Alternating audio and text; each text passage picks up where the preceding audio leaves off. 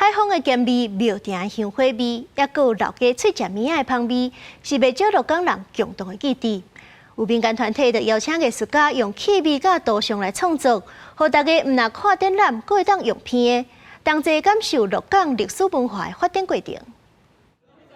大家佇鹿港龍山寺用塑膠罐仔收集香火氣味，嘛佇路邊找到桂花、蒲用的香味，用片的來熟悉鹿港鎮。我是對台北來的，對鹿港有真大興趣，即個想要用氣味來熟悉鹿港這個所在。就新奇誒，不只是用目睭，會當用迄個氣味對。鹿港過去是台灣重要的商業港口，透過貿易甲各地交流，發展出豐富的電影產業甲信用文化。到民間團體邀請日本的氣味藝術家Hisako規劃一個氣味考古學的展覽甲行踏活動，用氣味來感受鹿港的歷史文化甲發展過程。いろんな鹿港のその伝統的な歴史にまつわる人たちにインタビューをして、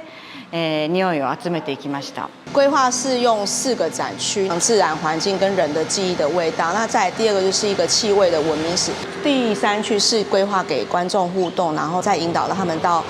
第4區的視覺展區。這擺展覽除了用氣味呈現鹿港數百年來累積的生活記憶甲文化發展，台灣藝術家丹普嘛用鹿港頂架古厝做創作題材，探討阿拉伯人的後代頂架沿海上絲路搬徙來台灣的歷史痕跡。族群的還有家族的一個脈絡，竟然是一個來自伊斯蘭的一個文化故事。我希望借由當代的符號演繹，可以融合了一個阿拉伯書法的形式，還有廟宇的圖騰元素。主辦單位講，佇語言還未出現進前，人是靠氣味來認捌世界，嘛用多樣記錄生活。這擺展覽唔但是讓民眾用目睭看，嘛會使用片的來感受鹿港鎮的文化氣味。記者楊淑靜綜合報道。